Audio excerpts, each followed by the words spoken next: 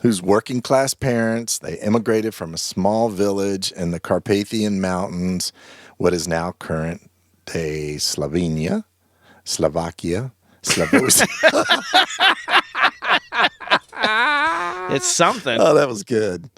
Slovenia, Slovakia. Hasenpfeffer Incorporated, yeah. Yeah, that's where it was going. I'll do that over again. Yeah, his first job out of school was at Schatz Brewery. He had to take the gloves off the bottles. He did. He did.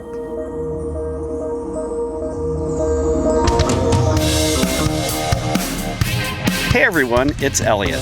And Todd. Welcome to Two Designers Walk Into a Bar, an ongoing conversation about pop culture and iconic design.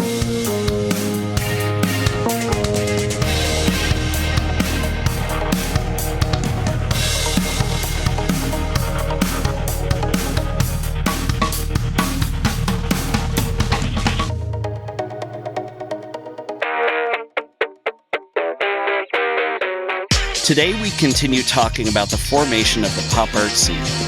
And the introduction of its greatest superstar. He made the lowbrow highbrow. And along the way agitated a lot of people. So let's raise our glasses to the master manipulator himself back here in the bar.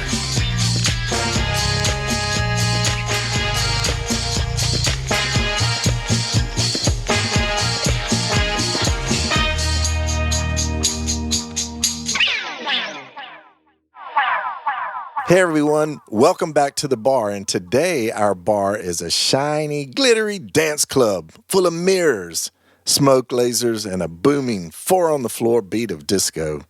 No glasses to wash tonight, folks. We're turning the champagne bottles straight up about the guy that brought us here. Wow. Okay. So that'd be our buddy Andy Warhol? Yeah. You know him, you love him. We've talked about him for the past recent episodes, and you've been listening to a series about Andy Warhol, his influence, all about the factory scene.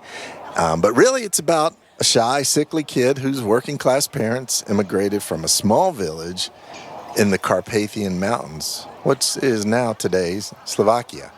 And he ended up becoming the art world's most ambitious showman and ringmaster. Yeah, ringmaster. I mean, he was really, the Grand Marshal of the 1960s Freak Parade? That's a pretty good way to say it. He certainly was a collector of the freaks. Yeah, right? Float builder. Yeah. I mean, whatever you want to call organizer. it. Yeah. Plan the parade route. Yeah. Concession stand. Yeah, all of that. Yeah, the story is pretty vast, both about his struggles with fame, the hangers-on, and, of course, wigs of questionable taste. Yeah, okay. Let's recenter a little bit for people who may not have listened to an episode in a while or may not have caught up on where we are to date here. So I want to revisit a word that we used in the beginning of this season.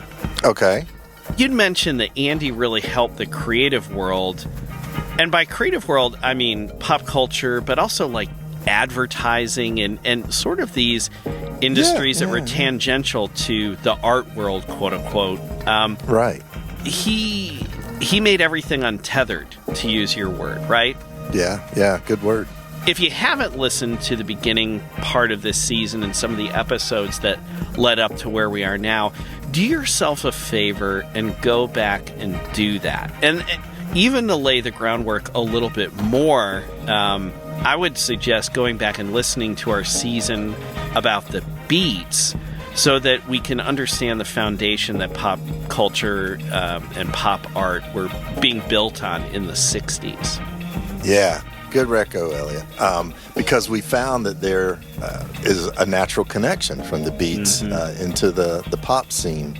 And then, of course, the pop scene just explodes in all different directions, with a lot of thanks going to Andy Warhol. All right, so, Elliot, let me start with a question for you today. Oh, man, right, more bar trivia. Okay. More bar trivia, and you're crazy good at this. All right. Can you guess the top pop song in the U.S. on April 26, 1977. I'll give you some choices, actually. Okay. I Will Survive by Gloria Gaynor. Mm-hmm. You're the One That I Want by Olivia Newton-John and John Travolta, both great songs, and Southern Nights by Glenn Campbell. Ooh. I know, range right there. That's toughy. Let's see. So I was a little bit over 4 years old at this point. So I'm trying to think of when I was 4 years old and change what I was listening to. What was lighting up the dance floor for a 4-year-old kid? Yeah. All right. Cartoons. So, yeah. Looney Tunes wasn't part of this. Yeah, right. The Three Little Bops wasn't part of this. Okay, so I'm going to use my bar trivia process of elimination theory here to arrive at my answer. Okay? All right. Okay. I'd love to hear. Me and the listeners would love to hear your theory on this. Okay. So I Will Survive. That's pretty well known. That's a disco hit, right? Like that's like, I would say you could play that now and people would know what that is. People have heard of that. Right. It's been sampled, whatever. Right. You're the One That I Want. That's Grease, right? So that's the Grease soundtrack. So Olivia Newton-John, John Travolta, or as we could refer to them collectively, Olivia Newton-John Travolta. Yeah. It's hard to say two Johns in a row. Yeah. So to me, again, that's from a musical, that's from a movie. Like, I don't think they were playing that in discos. But you know what? I'm going to go with, I think those first two have more in common than they do in terms of being different. And to me, the third one is the outlier. And by virtue of the fact that it's the outlier, I am going to go with number 3. If I remember correctly, I think number 3 was also a cover, wasn't it? I don't know that. I think it was a cover song. Like, I don't think Glenn Campbell was the original singer of this song. And so if that's the case, like the fact that it's different and the fact that there might have been a built-in audience already for it, if it's a cover, I'm going with number 3. So that's my logic. Does that make sense? That's your final answer. Yeah. It does, yeah. And your strategy and your logic is correct. It was Southern Nights by Glenn Campbell, which was the number 1 pop song in the U.S. on April 26, 1977. Okay, now I need to ask you a question. All right, because there's probably a question that a lot of the listeners have as well. Why did you choose that date? Okay. I'm glad you asked. I picked that date because that was the night that the legendary Studio 54 in Manhattan opened its doors for the very first time to some debauchery-loving dancers. Okay, yeah, Studio 54, pretty famous. It's had documentaries made about it. It's had movies made about it. Oh, you'll appreciate this. Actually, there was a guy I went to college with who had a bit part in the movie 54 with Mike Myers. Really? Yeah. So maybe I have a weird, like 12 generations removed connection to Studio 54 somehow. But wait a second. So Studio 54, so it's an oddball name for a disco, right? Yeah. Didn't this thing start as a TV studio or a radio, something like the studio name? It wasn't about, like, they inherited that, right? Like, they didn't like just pull that out of the air, right? That's partially, Okay. but you're right. Yeah, it was a studio. It has a pretty interesting history too. So it was located at 254 West 54th Street, oddly enough. Okay, well, that's the 54, right? Right. And in Midtown Manhattan. And CBS had owned it. They called it, actually, when they owned it, Studio 52. Because back then, not to throw off bill collectors or anything like that, but back in the day, CBS named theaters based on the order they were purchased. Okay. So, yeah, and... I actually love your your idea of throwing off bill collectors, though. Oh, that's not us. You must mean the people up the street. Oh, you want to go to 54? Yeah. We're Studio 52. And they're wearing fake mustaches and like big Right. Groucho glasses. Right, and then they're all running out the back door. That could work, that could totally work. But yeah, so it was a studio, it was a multi-purpose studio, of course, like a lot of TV studios were. Mm-hmm. And they would use it. They bought it in the late 40s. They would go on to use it for the next 30 years for some shows you've heard of, like What's My Line? Uh-huh. The $64,000 Question, Password, Beat the Clock, The Jack Benny Show, Ted Mack's original Amateur Hour, which I've heard of, but I've never actually seen. And then probably one that you and I are super familiar with, Captain Kangaroo. You know what? For this podcast, I think we can resurrect the Ted Mack's original Amateur Hour. Yeah, I think that fits. Okay, but like thinking about all of the shows that were made in this one space, like we were talking about this Parade of Weirdos when it was Studio 54, but it kind of sounds like it had a good pedigree, right? Can you imagine what the break room was like when these shows were being filmed there? It reminds me of the cafeteria scene in Blazing Saddles. Yeah. Or the Two Designers HQ, right? Oh, yeah, absolutely. Yeah, I think you're probably right. I would love to see, like, Jack Benny sharing Jell-O with Captain Kangaroo or whatever they did in their Yep. They probably didn't have a commissary there. But anyway, who knows if they did. So in 1976... here's where it starts to get a little interesting. CBS moved most of its broadcast functions to the Ed Sullivan Theater, which we know of because of Late Night with David Letterman and now Stephen Colbert. Yep. And that was literally just around the corner on Broadway between 53rd and 54th. And they also used the CBS Broadcast Center because it was huge, too. Got it. Okay. So they sort of moved operations over to the mothership a little bit more. Yeah. Okay. That makes sense. They condensed the operations, basically. Sure. Yeah. So, incidentally, I have a little interesting tidbit. I've been in the basement of the Ed Sullivan Theater, and they told me when I was there that the theater once had access to Studio 52/Studio 54 through an underground corridor, and the access door was cinder blocked during the theater's 1993 renovation for the Late Show with David Letterman. So it's like literally you could get passage, underground from one to the other. You could be on 54th Street and then pop up on Broadway.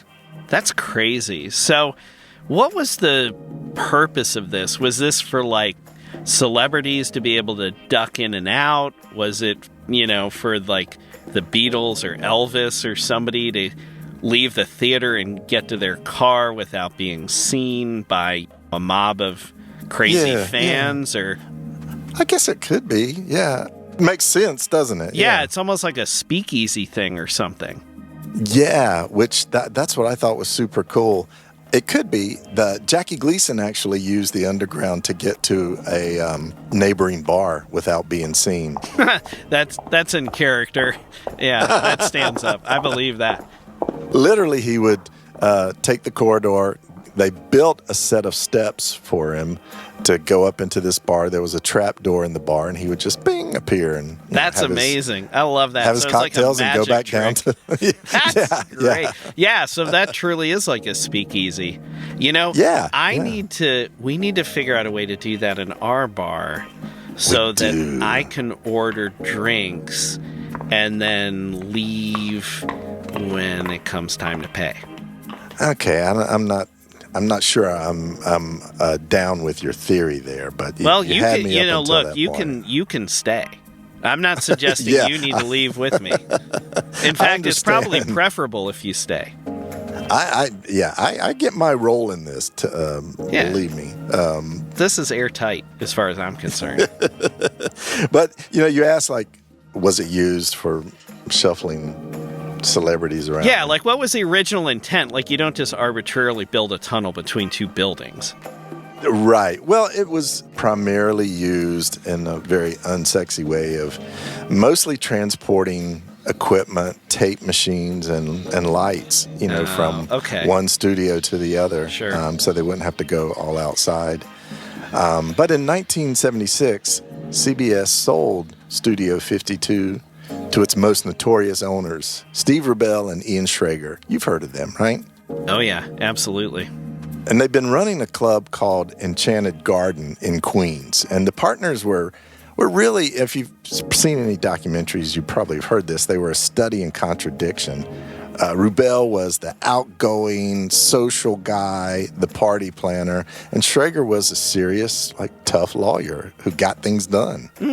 Hey, that's kind of like us, except without the serious tough guy or the lawyer. Yeah, that's kind of what I was thinking too. But Enchanted Garden actually was wildly successful. Problem was, no one went to Douglaston, Queens. Yeah, not a hot spot for the social milieu of the mid-'70s. It was the hottest bar in Douglaston, Queens. Let's say that, right? But they set their eyes on Manhattan and a club that like no other that they've ever seen. They wanted the dance floor to be a stage. They wanted everybody to be a celebrity, metaphorically, while they certainly had plenty of other celebrities. And they wanted a party of fabulous people every single night. So I'm definitely starting to see the crossover here with Warhol, with this appealing to him, right? Everybody has a celebrity, a parade of interesting people coming in. Which reminds me, speaking of wanting a party, it looks like we're out of champagne, and someone, not me, needs to do something about that. All right. We'll take a quick break, and we'll be right back. I like that you grasp my subtle hints. Yeah, they are pretty subtle.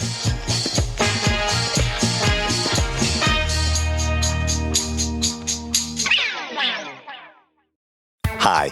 We want to take a moment to mention that if you're enjoying this episode, we have an archive of topics ranging from the Olympics to movie posters. Think Ghostbusters.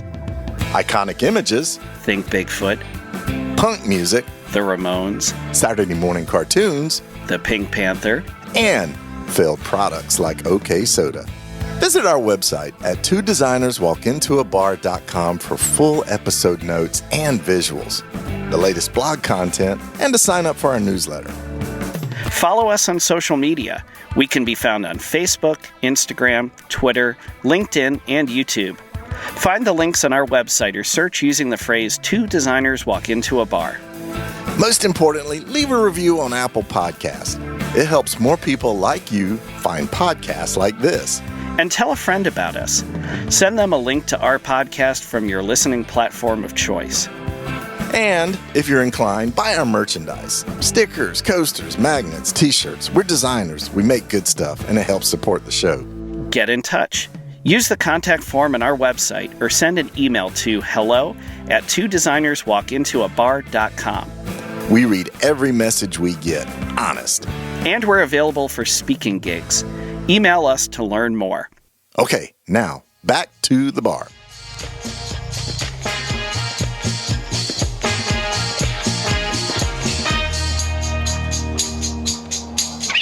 All right, Todd, thank you for the complimentary champagne. The bartender appreciates it. I appreciate it.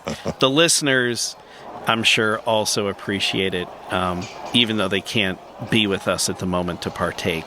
But raise your glasses, listeners, to Todd's generosity. Yes, please, please. All right, so we were talking a little bit about the formation of Studio 54. The opening night, as I said, was on April 26, 1977, and it was a huge success, thanks in part to friends like Andy, Calvin Klein, and photographer Francesco Scavullo, who contributed their mailing list to get things rolling. Oh, man. So Andy set aside his Christmas card list or whatever it was to get Studio 54 up and rolling. Okay, interesting. So he sort of had a vested interest in its success, it sounds like. Yeah. I mean, he was friends with Stu Rubell. And on opening night, the club had a capacity of 2,500, yet 4,000 people showed up. Holy so that was smokes. crazy. Okay, yeah. So I can imagine it was a circus like we've talked about with so many things involving Andy Warhol and a bunch of hangers-on and so forth. So got around the block, people waiting to get in.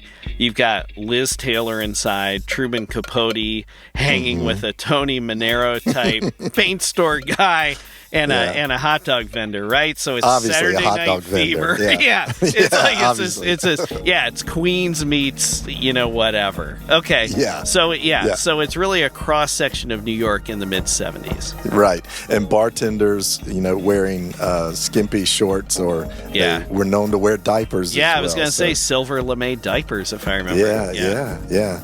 So the mix of dancers at Studio 54, the ones that they attracted all the time, were like characters right out of Central Casting, man. They were celebrities, drag queens, working class people, such as the substitute teacher, practically nude, who just had a chain connecting her pierced nipples. I'm not sure I ever had that substitute teacher when I was in school. Although I don't think she wore that to school. Yeah, I was going to say, reflecting back, I kind of wish I did. And there were high-profile designers, socialites, royalty even, politicians, and even more celebrities. It was just... it was packed, like you said. It was a freak parade. Yeah, okay, this begs the question, because I thought this club was somewhat exclusive. I thought they sort of had their velvet rope policy and bouncers at the doors and all this stuff. Yeah, I think they actually started that whole velvet rope thing, and they were very selective. Steve Rubell was very selective at the door. Okay. He was casting a party every night. Yeah. But Fabulosity wasn't just exclusive to famous people. And even for celebrities, it was not unusual to see a banquet of stars like Liza Minnelli, Liz Taylor, Bianca Jagger, Grace Jones, Truman Capote, and Betty Ford just hanging out. Wait, hold on a second. One of these things is not like the other. Yeah.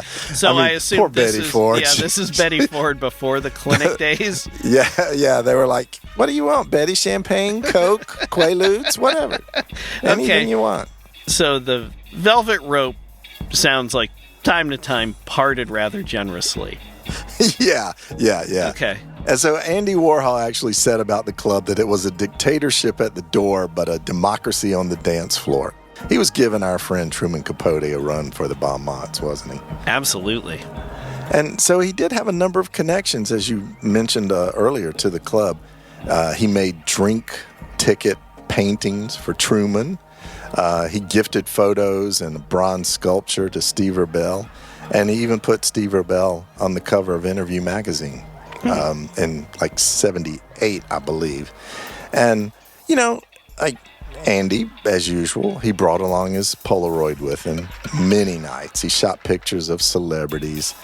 And actually, speaking of photos, in addition to him shooting hundreds, there were thousands of photos online of Andy with various celebrities at Studio 54.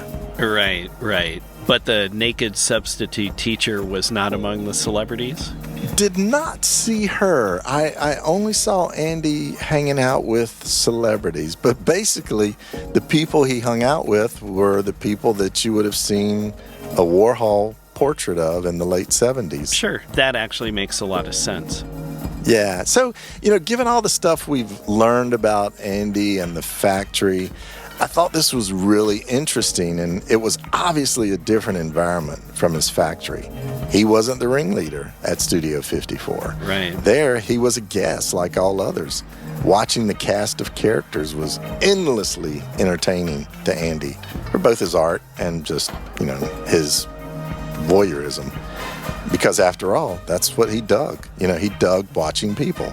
Yeah. I mean, it's almost like he reaped all the benefits without having to do any of the work, right? Yeah, he yeah. gave out this list, and then he let other people do the inviting, and the buzz was built, and then the people who showed up, he just sort of was able to kind of be not in the shadows exactly, but just sort of be an observer. Yeah. And just watch all of these like collisions with all these different types of people. This is total speculation. Obviously, he was there a lot. This was after the assassination attempt, of course.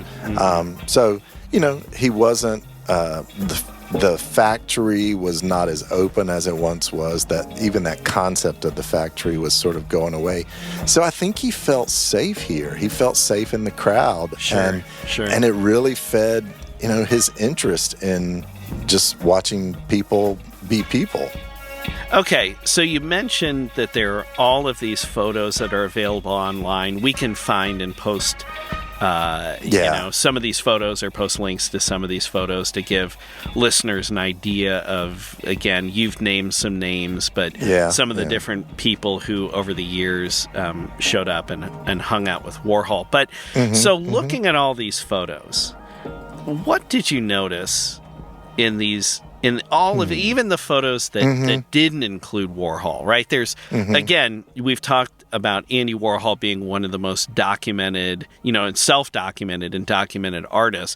I would say Studio 54, there are a lot of clubs that would have a policy where they didn't want you taking pictures. They didn't want cameras in there, right? Especially in the 70s when there's a lot of debauchery happening, right? Like this is where people went to fly their freak flags, right? So So it's kind of interesting that they allowed photographers in it. It was more about making a scene, right? And seen and being seen a little bit.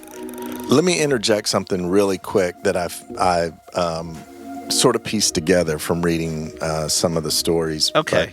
But they had press was not allowed at Studio 54. I mean, they would have photographers that they hired or whatever.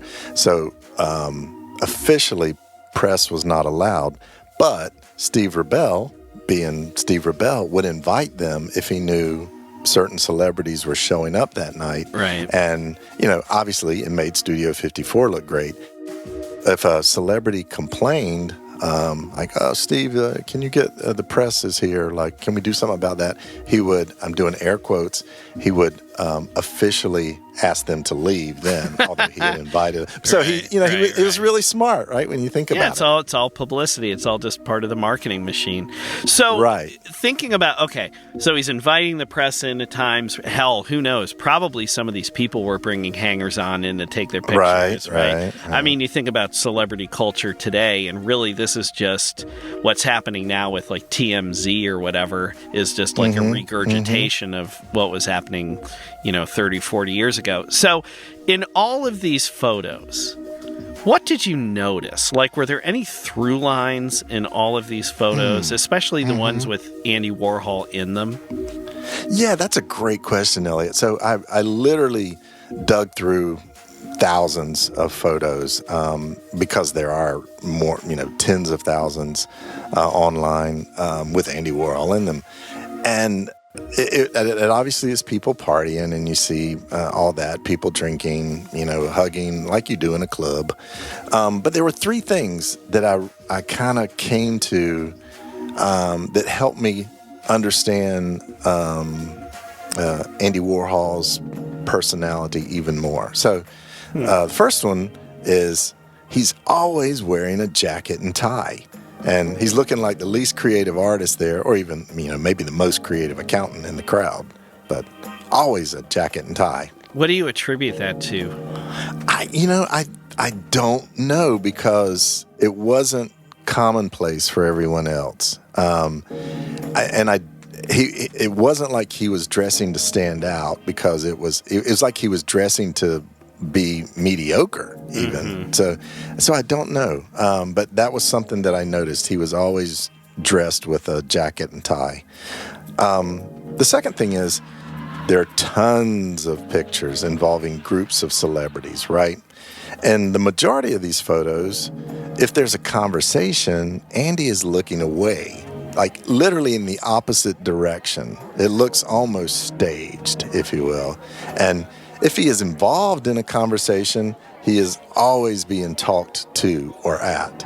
He's not necessarily participating in the conversation. So who is, so it's, with photos like this, it's just these roving photographers who are going around Studio 54. Yeah. So it's not like, or maybe it could be because he wasn't engrossed in these conversations.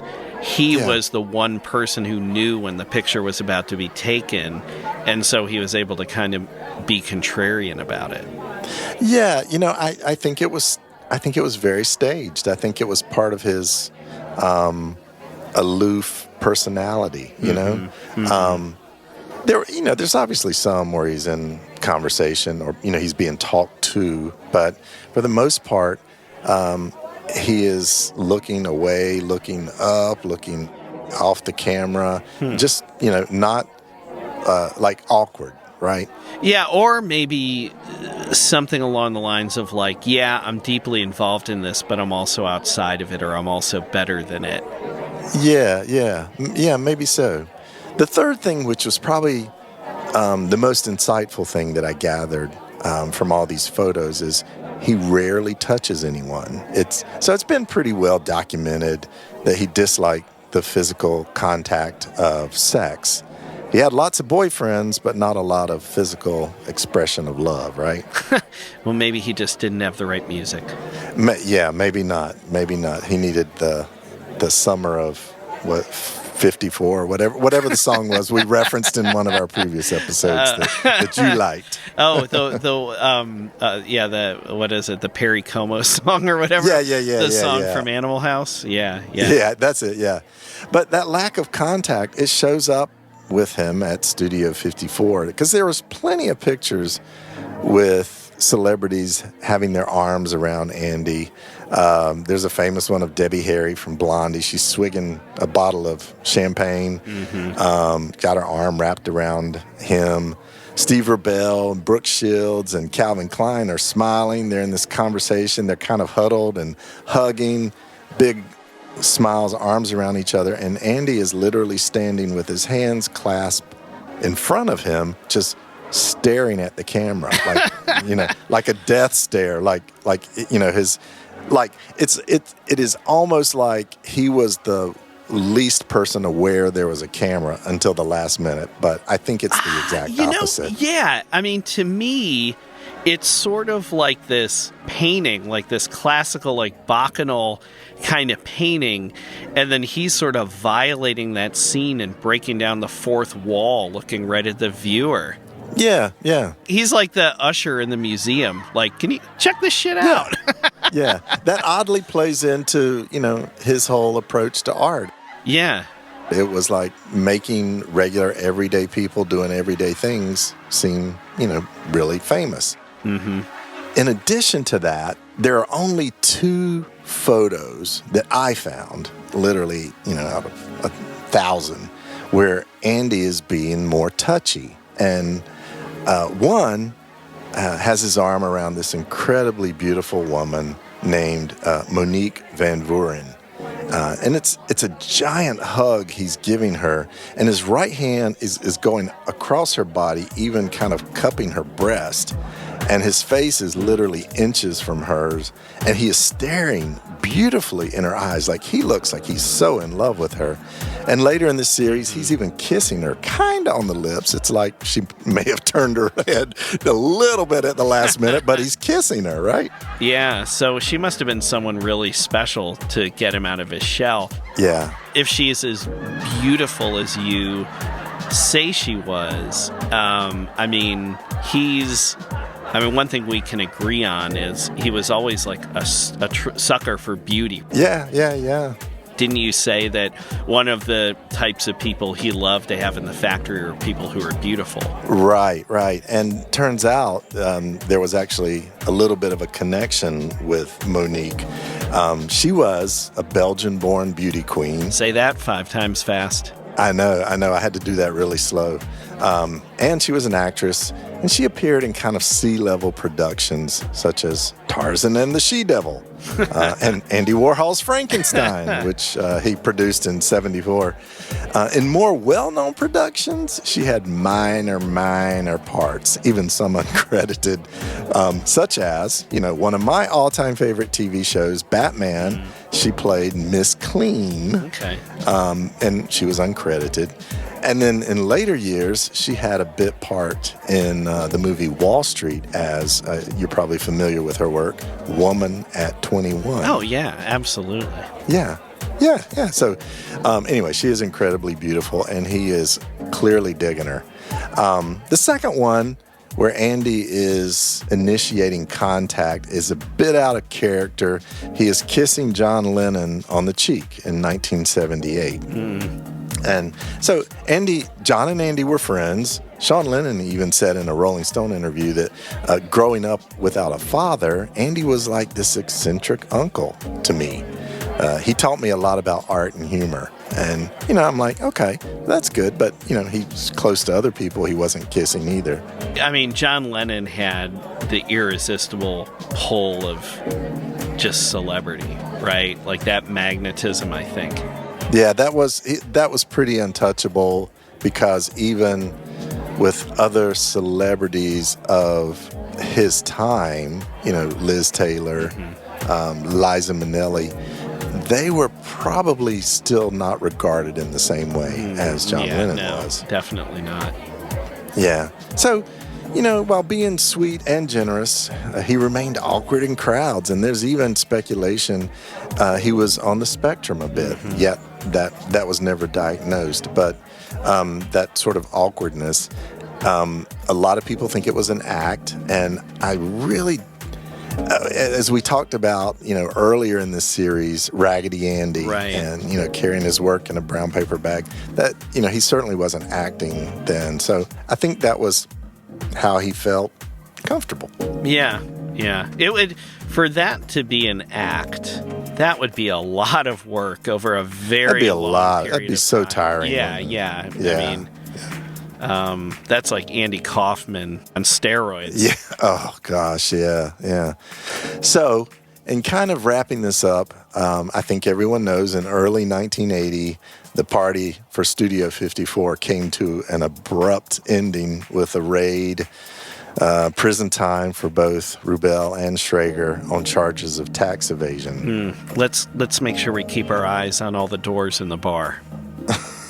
Yeah. I think you have to make money to evade taxes first, don't you? Well, they ain't going to make money from us. Okay, so what did Andy do with his time after that? So Studio 54 shuts down. The factory now is a shadow of what it once was. And this had been Andy's stimulation, his sort of social hub. So he gets jettisoned out of Studio 54. I mean, he was alive for another 7 years. Yeah, true. And I would say he focused on the art of business. He continued to make celebrity portraits that everyone has seen of his friends and patrons at about $20,000 a pop. Interview magazine, was really kicking. And then he worked on the series of screen prints, the Myths series, with Howdy Doody and Santa Claus, the Endangered Species series, 10 Jews of the 20th Century. All those were around that time. And, of course, he collaborated with Jean-Michel Basquiat. Yep. As you said, like up to his sudden death in his sleep on February 27th in 87, he was recovering from routine gallbladder surgery. And it's pretty well documented.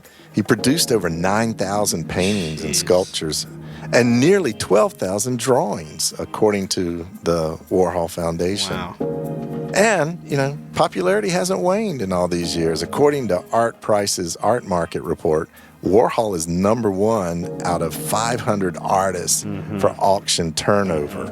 So, that means as the work comes up, it keeps earning more and more. So, with 2022 being the highest year ever for Warhol sales at $516 million. And a big part of that, which, by the way, was for one of his Marilyns. It was for the sale of Sage Blue Marilyn from 1964, the most expensive contemporary single artwork ever sold at an auction, if you can believe. Yeah, I have two comments about that. So the first one is apparently there's a family, and the name is escaping me. We can post a link to an article on our episode page. There is apparently one family that owns over 1,000 Warhols, I believe, and they basically have cornered the market, and so they will only release a Warhol on the open market when they know it can fetch like these massive increases at auction. Wow. And it's to the point where basically like Andy Warhol is essentially the stock index for modern art. Like they gauge as a whole how the market is doing based on how individual Warhols do.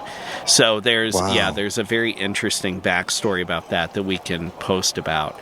But on a slightly lighter note, you mentioned Sage Blue Marilyn, and thinking back to our cocktail earlier at our break during the episode, I think, Sage Blue Marilyn would be a wonderful cocktail that you should ask the bartender to make for us. Your treat, of course. Oh, yeah, you had me up until then. Again. Well, I have to sneak out through the trap door. That's right. The tax evading lawyers or and into the police are neighboring coming building.